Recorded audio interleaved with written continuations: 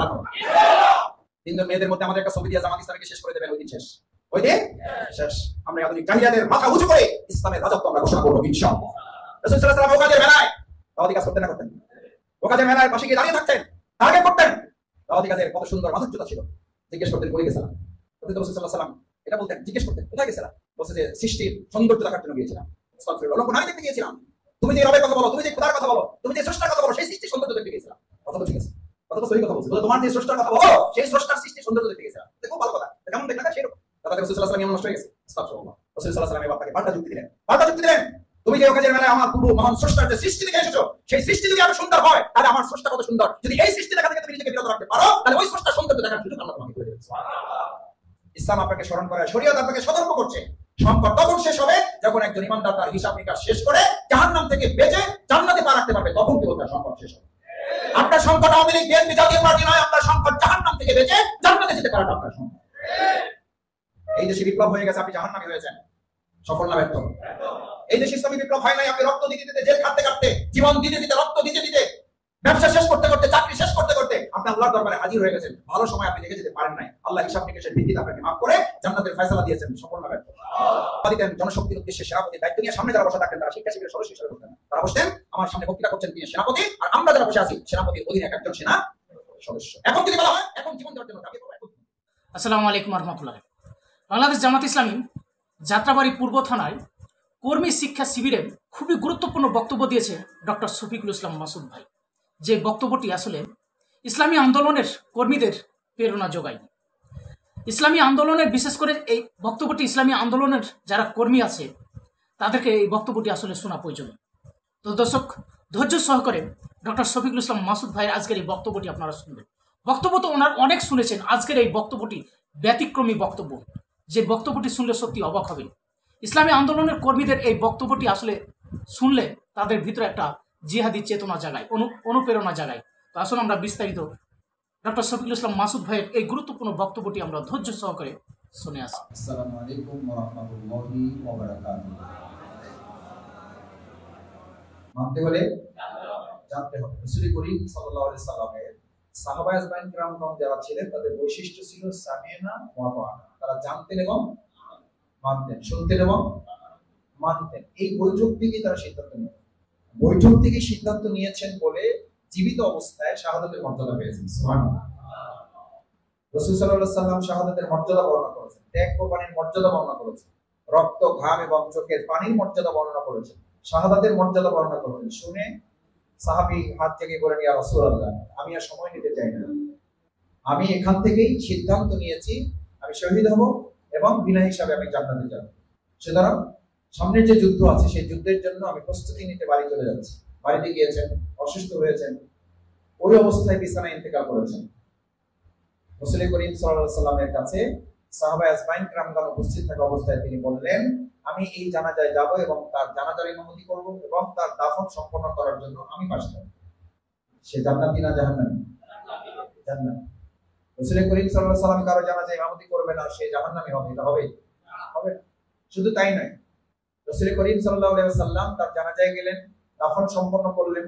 তার কবরস্থ করার জন্য কফিন যখন নামাবেন, দুই পাশে দুইজন জবরদস্ত সাহাবী ছিলেন, এক পাশে আবু বকর, এক পাশে ওমর রাদিয়াল্লাহু তাআলা। রাসূল করিম সাল্লাল্লাহু আলাইহি সাল্লাম এই দুইজন জবরদস্ত সাহাবীকে উঠে আসার নির্দেশ দিলেন, ওঠো তোমরা চলে আসো। আবু বকর ওমর চলে আসলেন, রাসূল সাল্লাল্লাহু আলাইহি সাল্লাম নিজে কবরে নেমে গেলেন। সুবহানাল্লাহ। শুধু নামলেন না, আবু বকর এবং ওমরের মতো সাহাবীদেরকে তিনি নির্দেশ দিলেন, আদাবান ইলা আখাকুমা, তুমি এবার তোমার ভাইয়ের কফিন কবরস্থ করার ক্ষেত্রে সম্মান, মর্যাদার সাথে, আদবের সাথে কফিনটা আমার হাতে দাও। আদাবান ইলা আখাকুমা, তোমার এই ভাই এর কফিন আমার হাতে সম্মানের সাথে দাও। নির্দেশ দিচ্ছেন কাকে? আবু বকর এবং ওমর রাদিয়াল্লাহু তাআলা। নির্দেশ দিচ্ছেন কে? প্রিয় নবী মুহাম্মদুর রাসূলুল্লাহ সাল্লাল্লাহু আলাইহি ওয়াসাল্লাম। রাখা হলো। রাসূল সাল্লাল্লাহু আলাইহি ওয়াসাল্লাম ভালো পাথর দিয়ে ঢেকে দিলেন, হাত তুললেন, আল্লাহর কাছে দোয়া করলেন, আল্লাহ এই কফিন রাখার আগ পর্যন্ত আমি তার প্রতি সন্তুষ্ট ছিলাম, কফিন এখন কবরস্থ আপনার হাতে সুপর্দ করা হয়েছে, আপনি তার উপরে সন্তুষ্ট হয়ে যান। সুবহানাল্লাহ। জান্নাতি না জাহান্নামী? জান্নাতি। কি গুণ তার, কি সওয়াব তার, কি বৈশিষ্ট্য তার? তিনি তো যুদ্ধও করেন নাই, শহীদ হন নাই, রক্তাক্ত হন নাই, ঘামও ঝরান নাই, শুধু আলোচনা শুনেছেন, শুনে এমন সিদ্ধান্ত নিয়েছেন অন্তর থেকে আল্লাহর কাছে নিজেকে সুপর্দ করে দিয়েছেন যে আল্লাহ, আমি শাহাদাতের তামান্নায় উজ্জীবিত হয়ে আজকে থেকে আমি নিজেকে পরিচালিত করার সিদ্ধান্ত নিলাম। রাসূল করিম সাল্লাল্লাহু আলাইহি সাল্লাম দোয়া শেষ করে ওমর এবং আবু বকরকে জানালেন, যে বৈঠক থেকে এই সাহাবী উঠে বাড়িতে রওনা দিয়েছে ওই সময় একই সাথে আসমানের ফেরেশতা আমাকে এসে জানিয়ে দিলেন যে আল্লাহ তাআলা জীবিত অবস্থায় তার নাম শাহাদাতের তালিকায় লিপিবদ্ধ করেছেন। আজকে এখানে যারা আছেন, তাফসীর কোরআন থেকে শুরু করে শেষ পর্যন্ত আরো যে আলোচনা হবে, আমরা এই আলোচনার মধ্যে এই সিদ্ধান্ত নিয়ে কি এখান থেকে যেতে পারবো যে আমরা শাহাদাতের তামান্নায় উজ্জীবিত হব। আমরা যে টার্গেট এখানে এসেছি, আমরা আমাদের সর্বোচ্চ বায়াত রুকুনিয়াতের জীবনযাপন করার জন্য আমরা আজকে এখান থেকে সিদ্ধান্ত নিয়ে বাড়ি যেতে চাই। দেখে ইনশাআল্লাহ ইনশাআল্লাহ সবাই রাজি আছেন?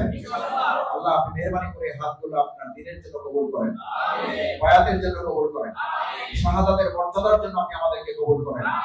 জীবিত অবস্থায় আপনি আমাদেরকে শহীদের তালিকায় অন্তর্ভুক্ত করে দিন। এই অঞ্চলে দিন বিজয়ের জন্য আপনি আমাদের জান এবং মাল দিয়ে লড়াই করার তৌফিক দান করেন।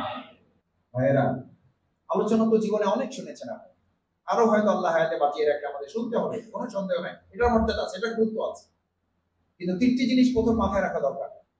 আলোচনা শুনছেন, মানছেন, তারা হলো ইমানদার। আলোচনা শুনছেন, মানেন নাই, তারা হলো কাফের। শুনছেন, সুবিধা মতো মানছেন, তারা হলো মুনাফিক। কয়টা ভাগ? এই ভাগের মধ্যে তো আমরা কেউ নাই। এই ভাগের মধ্যে আমরা তো কেউ নাই, আছি? কয় ভাগ? আলোচনা শুনছেন, মানছেন, তারা কি ইমানদার। শুনছেন, মানেন নাই, এর মধ্যে সবচেয়ে খারাপ কোনটা? কোনটা খারাপ? কোনটা খারাপ? আল্লাহ আমাদের হেফাজত করুন। আমাদের কাতারে কাফের থাকার সম্ভাবনা নাই, আল্লাহ মাফ করুন আমাদের। ইমানদার আমরা সবাই, আল্লাহ আমাদের কবুল করুন।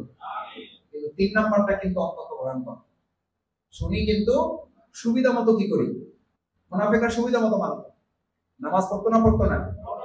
দ্বিতীয় কাতারে না তৃতীয় কাতারে? কোন কাতারে? প্রথম কাতারে। রাসূল সাল্লাল্লাহু আলাইহি ওয়াসাল্লামের ঘোষণা হেরা দিন, সবাই বসে যাবেন, কেউ নড়বেন না। নামাজ শেষে রাসূল সাল্লাল্লাহু আলাইহি ওয়াসাল্লাম গুরুত্বপূর্ণ খুতবা প্রদান করবেন। ও বলতো, ও শুনতো, মানতো না, এটা প্রতিপক্ষের কাছে পৌঁছে দিত। ও শুনতো শোনার জন্য না, ও শুনতো মানার জন্য না, ও শুনতো সুবিধা আদায় করার জন্য। এই সুবিধা আদায় করার পরিস্থিতি এখন আমাদের সামনে আছে না নাই? এই 3টা স্তরের মধ্যে আল্লাহ তাআলা আমাদেরকে আজকে জানা, শোনা, আমল করা এবং আমল করানো, এটার জন্য আল্লাহ আমাদের কবুল করুন। আমিন। দ্বিতীয় ধাপে আরেকটা কথা বলি, প্রত্যেকটা শোনার 4টা হক আছে। প্রত্যেকটা আলোচনা কয়টা হক? কয়টা? পিছনে শোনা যায় না, পিছন থেকে বলেন কয়টা হক? কয়টা? 4টা হক। 4টা হক কি? প্রথম হক হচ্ছে শুনবেন এই জন্য যে শোনার জন্য না, শুনবেন এই জন্য যে আমি এটা কি করতে চাই। জোরে বলেন, কি করতে চাই? মানতে চাই। আমরা আজকে শোনার জন্য শুনতে আসি না, আমরা আসছি মানার জন্য। কারণ আমরা স্লোগান শিখেছি, মানতে হলে জানতে হবে। সেই জন্য আল্লাহ তাআলা আগে মানার আদেশ দিয়েছেন না জানার আদেশ দিয়েছেন? মানান না জানান? মানান না জানান? কি আয়াত? বিসমিল্লাহির রহমানির রহিম, ইকরা বিসমি রাব্বিকাল্লাযী খালাক। আগে জানো, আগে বুঝো, আগে ভালো করে জানতে হবে, ভালো করে বুঝতে হবে, তাহলে তার জন্য মানাটা সহজ হবে। সেজন্য আজকের শিক্ষা শিবির আমরা কি শুধু জানার জন্য না মানার জন্য? মানার। নাম্বার 2, মানাটা হচ্ছে ব্যক্তি জীবনের পরিবর্তনের জন্য। আপনার পরিবর্তনের জন্য মানতে হবে। আপনি মানেন, আপনি জানেন, আপনি বুঝেন এই জন্য যে আগে জমিন পরিবর্তন করতে হবে। আল্লাহ তাআলা আগে জমিন পরিবর্তন করতে বলছেন না জীবন পরিবর্তন? সংকট যদি বাড়ে, ক্রান্তিকাল যদি বাড়ে, তাহলে আমাদের বায়াতের তাৎপর্য, মর্যাদা, চাহিদা বাড়বে না কমবে? এর আজকে কর্মীরা কি বায়াত নেবে না আরো দেরি করবে? দেখে ইনশাআল্লাহ নেবেন। ইনশাআল্লাহ আমাদের এই সংকট আমরা বায়াত দিয়ে আল্লাহর উপর ভরসা করে মোকাবেলা করব ইনশাআল্লাহ। হাতগুলো কবুল করেন। আমি ওই পল্টনে আলোচনায় বলেছি, ইমানদারদের সংকট কোন পর্যন্ত। ইমাম আবু হানিফা রাহিমাহুল্লাহকে তার সন্তান জিজ্ঞেস করেছিল, আমাদের সংকট সমস্যা কোন পর্যন্ত, আমাদের পরীক্ষা, আমাদের ত্যাগ কোরবানি কোন পর্যন্ত? ইমাম আবু হানিফা রাহিমাহুল্লাহর ছেলে মনে করেছিল মৃত্যু পর্যন্ত হয়তো বলবে, হাত্তা যুলতুমুল মাকার। আপনিও মনে করেন মৃত্যু হয়ে গেছে, সংকটও শেষ হয়ে গেছে। ইসলাম তা বলে না, শরীয়ত তা বলে না। ইসলাম আপনাকে স্মরণ করে, শরীয়ত আপনাকে সতর্ক করছে, সংকট তখন শেষ হবে যখন একজন ইমানদার তার হিসাব নিকাশ শেষ করে জাহান্নাম থেকে বেঁচে জান্নাতে পা রাখতে পারবে, তখন কেবল তার সংকট শেষ হবে। আপনার সংকট আওয়ামী লীগ বিএনপি জাতীয় পার্টি নয়, আপনার সংকট জাহান্নাম থেকে বেঁচে জান্নাতে যেতে পারাটা আপনার সংকট। এই দেশে বিপ্লব হয়ে গেছে, আপনি জাহান্নামী হয়েছেন, সফল না ব্যর্থ? এই দেশে ইসলামী বিপ্লব হয় নাই, আপনি রক্ত দিতে দিতে, জেল খাটতে খাটতে, জীবন দিতে দিতে, রক্ত দিতে দিতে, ব্যবসা শেষ করতে করতে, চাকরি শেষ করতে করতে আপনি আল্লাহর দরবারে হাজির হয়ে গেছেন। ভালো সময় আপনি দেখে যেতে পারেন নাই, আল্লাহ হিসাব নিকেশের ভিত্তিতে আপনাকে মাফ করে জান্নাতের ফয়সালা দিয়েছেন, সফল না ব্যর্থ? জীবনটা জমিন। কারণ 300 সিটের উপরে জান্নাত জাহান্নামের ফয়সালা হবে। জান্নাত জাহান্নামের ফয়সালা হবে কয় হাতের উপরে? কয় হাতের উপরে? আপনার কাছে গুরুত্বপূর্ণ কি 56,000 বর্গ মাইল না 3.5? মান রব্বুক আমান দীনুক আমান নবিয়ুক। এই কোশ্চেন কি জমিনের উপরে হবে না জীবনের উপর হবে? এই কোশ্চেন কি জামাত ইসলামের উপরে হবে না আপনার উপরে হবে? মা গররাকা বিরব্বিকাল কারীম। কে আপনাকে আটকে রেখেছে? এই কোশ্চেন করছেন কে? আল্লাহ সুবহানাহু ওয়া তাআলা। মা গররাকা বিরব্বিকাল কারীম। কে তোমাকে আটকে রেখেছে আমার এই দিনের কাজে? ইয়েস। যদি ব্যবসা তোমাকে আটকে রাখে তাহলে ব্যবসা হবে তোমার জন্য জাহান্নাম। যদি স্ত্রী সন্তান তোমাকে আটকে রাখে, স্ত্রী সন্তান হবে তোমার জন্য জাহান্নাম। পৃথিবীতে জাহান্নাম আছে না নাই? যে পরিবারটাকে আল্লাহ তাআলা আমাদের নিরাপত্তা এবং আমাদের জন্য নিশ্চিন্ত একটা সুন্দর জায়গার ঠিকানা বলে সাকানা উল্লেখ করেছেন, সেই সাকানাটা আল্লাহর দ্বীন কায়েমের ঠিকানা না হওয়ার কারণে ওটাই হয়ে যায় জাহান্নামের ঠিকানা। সূরা ফুরকানে সেজন্য আল্লাহ তাআলা বলেন, কুল মা ইয়াবাউ বিকুম রাব্বি লাউলা দুআউকুম। কুল, হে মুহাম্মদ রাসূলুল্লাহ সাল্লাল্লাহু আলাইহি ওয়াসাল্লাম বলেন তাদের, লাউলা দুআউকুম, আমার ডাকে, আমার আহ্বানে যদি তারা সাড়া না দেয়, আমার কথা যদি না শোনে, ফাকাদ কাযাবতুম, আমার নির্দেশনা, আমার সার্কুলারকে মিথ্যা প্রতিপন্ন করে, এটা না মানে, এটা মানতে তারা ব্যর্থ হয়। ফাসাউফা, ফাসাউফা বুঝেন? এখানে উলামায়ে কেরাম আছেন, আমার শিক্ষক তুল্যরা আছেন এখানে। ফাসাউফা মানে জাহান্নামের আগুনের কথা বলা হয়। অচিরে, এখন এইখান থেকে বাড়িতে বসতে পারবেন না, বাড়িতে ঢুকলে ওখান থেকে বাজারে যেতে পারবেন না, বাজারে ঢুকলে অফিসে যেতে পারবেন না, অফিসে ঢুকলে বাসায় ফিরতে পারবেন না। এই সময়ের মধ্যে ফাসাউফা ইয়াকুনু লিজামা, যে স্ত্রী জন্য আল্লাহর দ্বীনে কাজ করতে পারে না, সেই স্ত্রীকে আপনার লাঞ্ছনার কারণ বানাবেন। আল্লাহ বানাতে পারেন না। সন্তানগুলোরে যাইতে বলি ডাইনে, এগুলো যায় বামে। আল্লাহ তাআলার কাছে সন্তান চাইছিলাম একসময় চোখের পানি বেড়ে, এখন এই সন্তানগুলো চোখের পানির কারণ হয়ে গেছে। আছে না নেই? কে করতে পারেন এটা? কে করতে পারেন? কেন করেন আল্লাহ এটা? আল্লাহর বয়ান এটা, এটা আল্লাহর বয়ান, এটা আল্লাহর নির্দেশ, এটা আল্লাহর ফরমান, এটা আল্লাহর সুন্নাহ দুনিয়ার ভিত্তিতে, যেন আপনি দুনিয়াতে ঠিক হয়ে যেতে পারেন, দুনিয়াতে যেন সোজা হয়ে যেতে পারেন।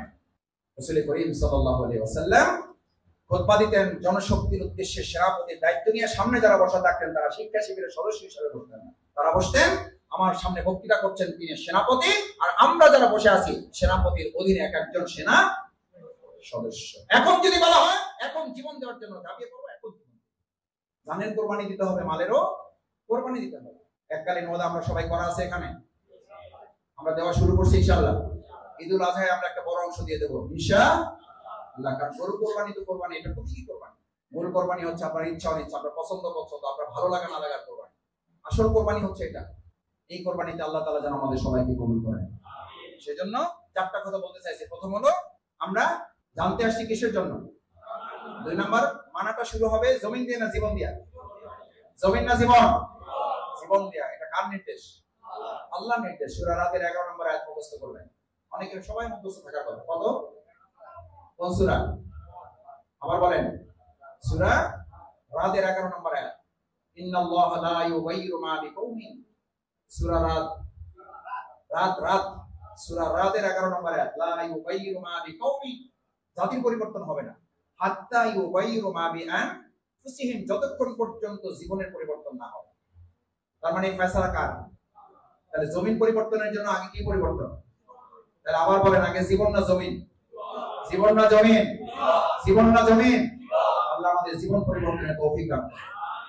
সম্মানিত ভাইরা, 3 নাম্বার আমাদের শোনাটা হচ্ছে আমরা শুনবো, জানবো, মানবো, জীবন পরিবর্তন করব এবং আমরা জমিন পরিবর্তনে ভূমিকা রাখবো। কি পরিবর্তন?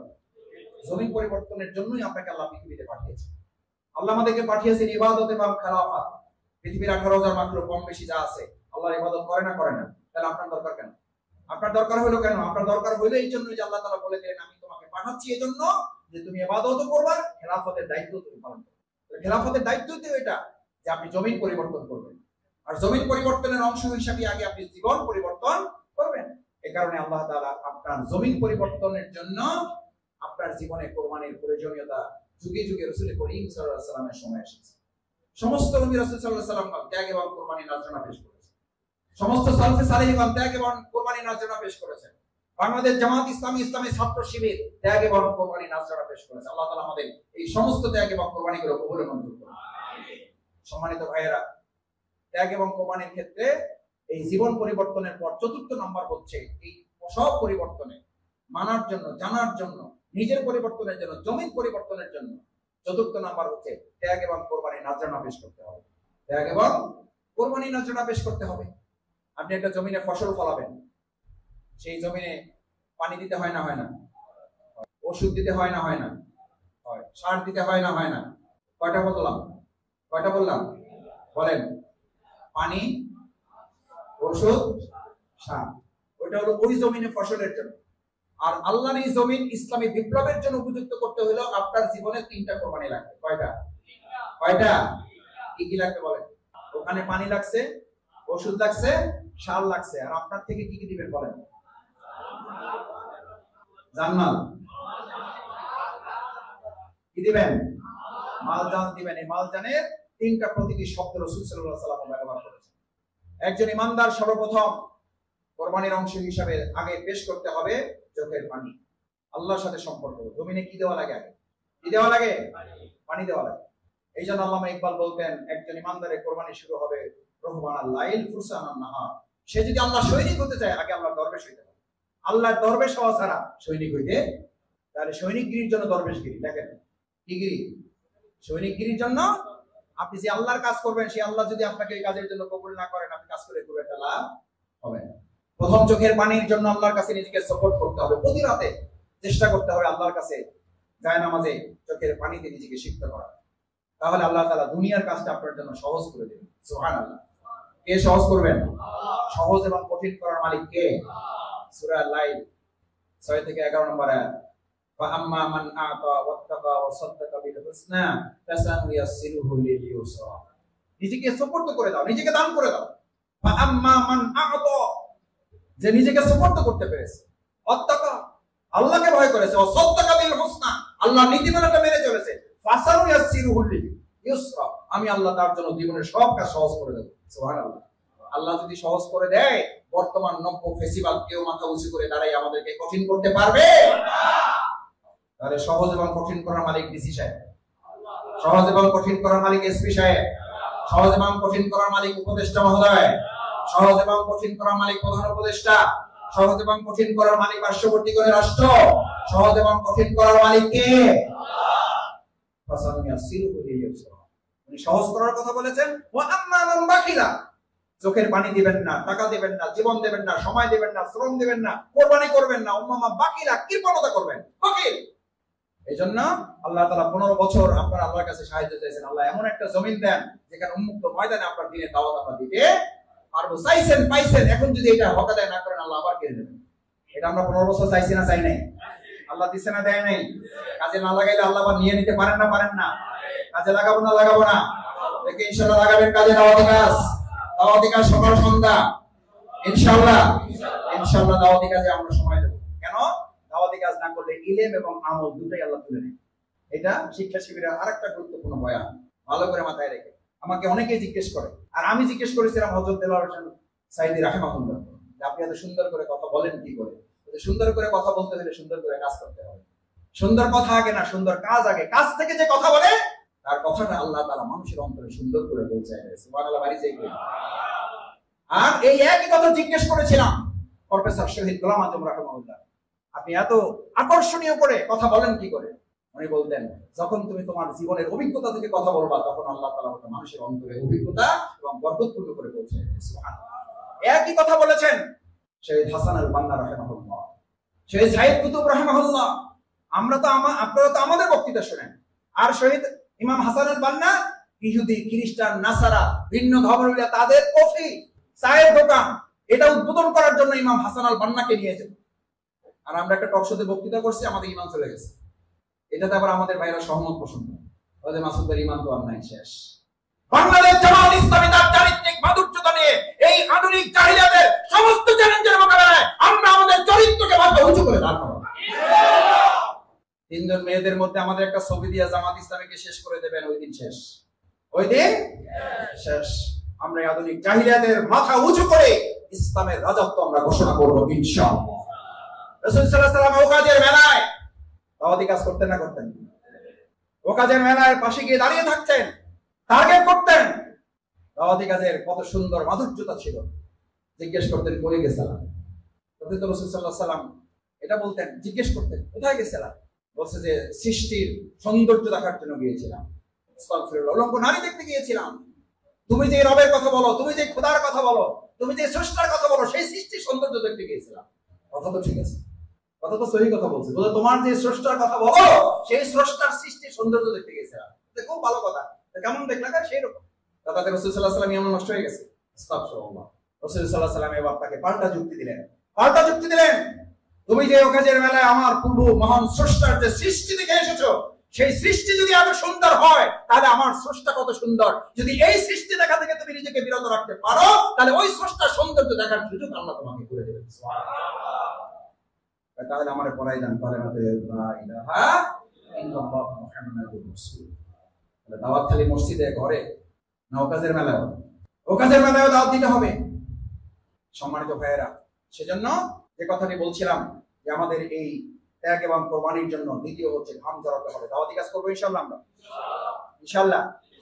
প্রতি ঘরে ঘরে বিরোধী শক্তির কাছেও যাবে, প্রতিপক্ষের কাছেও যাবে, কারণ তারা তো কাল কিয়ামতের দিন আপনার ব্যাপারে এই নালিশ তো করতে পারে, এই অভিযোগ দায়ের করতে পারে না, পারে না যে আল্লাহ আমার কাছে এরকম দাওয়াত নিয়ে কেউ আসে নাই, তার অভিযোগ কবুল হবে হবে না। তার চেয়ে বড় কথা হলো আমি যেন আসামির কাঠগড়ায় দাঁড়িয়ে না যাই আমার এলাকার সমস্ত লোকের কাছে, শুধু ইমাম সাহেব না, শুধু যারা জামাত ইসলামী করে, শুধু যারা শিবির করে তাদের কাছে না, সবার কাছে নিয়ে যাবে। কিন্তু ইসলাম তো আল্লাহ তাআলার দেওয়া বিধান, নামাজের মতো ফরজ আল্লাহর দ্বীন কায়েম করা, নামাজের মতো ফরজ আল্লাহর দ্বীনের ভিত্তিতে এই সমাজ এবং রাষ্ট্র পরিচালনা করা। এটা শুধু জামাত ইসলামের কাজ না, এটা সমস্ত ইমানদারের কাজ।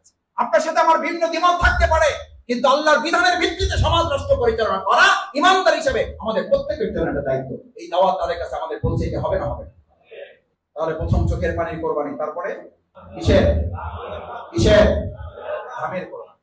যে ব্যক্তি আল্লাহর দ্বীনের এই দাওয়াত কাজ পরিচালনা করতে গিয়ে পাকে একবার ধুলামলিন করেছে, কয়বার? একবার ধুলামলিন করেছে, ধুলায় যুক্ত করেছে, আল্লাহ সুবহানাহু ওয়া তাআলা রাসূল সাল্লাল্লাহু আলাইহি ওয়াসাল্লামকে দিয়ে বলেন আমি আমার ওই বান্দার পা জাহান্নামের আগুন থেকে হারাম করে দিলাম।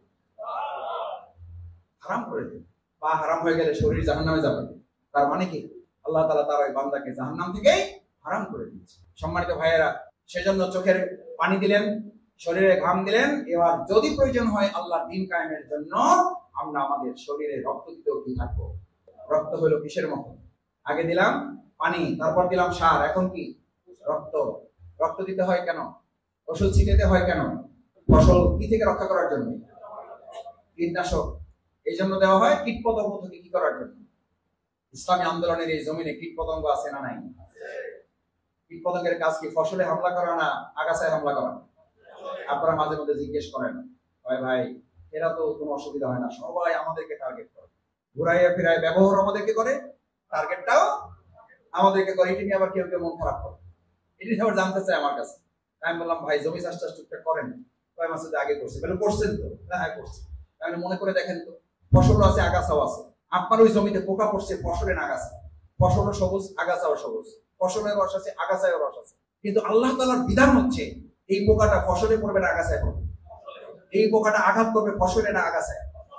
আলহামদুলিল্লাহ আলহামদুলিল্লাহ আলহামদুলিল্লাহ, আল্লাহ সুবহানাহু ওয়া তাআলা বাংলাদেশ জামাত ইসলামী ইসলামী ছাত্র শিবিরকে এই জমিনের ৫৬,০০০ বর্গ মাইলের ১৮ কোটি মানুষের জন্য জামাত ইসলামী ছাত্র শিবিরকে ফসল হিসেবে চিহ্নিত করেছেন বলে যুগে যুগে সমস্ত কীটপতঙ্গগুলো জামাত ইসলামীকে টার্গেট করে আঘাত করে আমরা মাথা উঁচু করে এই ফসল জনগণের দৌড় করে পৌঁছে দেব ইনশাআল্লাহ।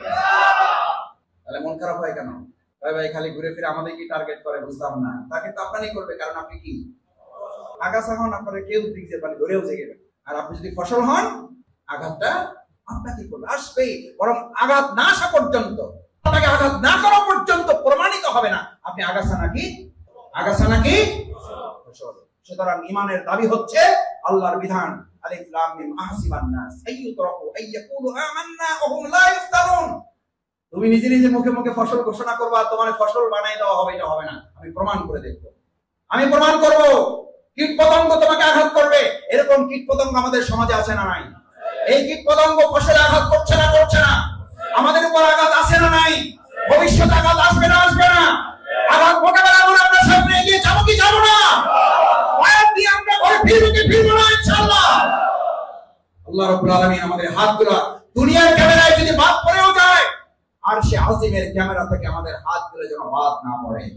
আর সে আজিমের ক্যামেরায় হাতগুলো দেখে দেখে কালকে আমাদের দিন আমাদেরকে জাহান্নাম থেকে বাঁচিয়ে জান্নাতের জন্য কবুল করুন।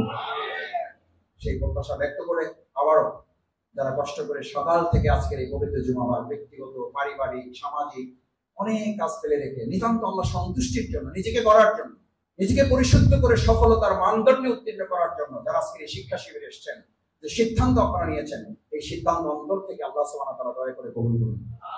সুবহানাকাল্লাহুম্মা ওয়া বিহামদিকা আশহাদু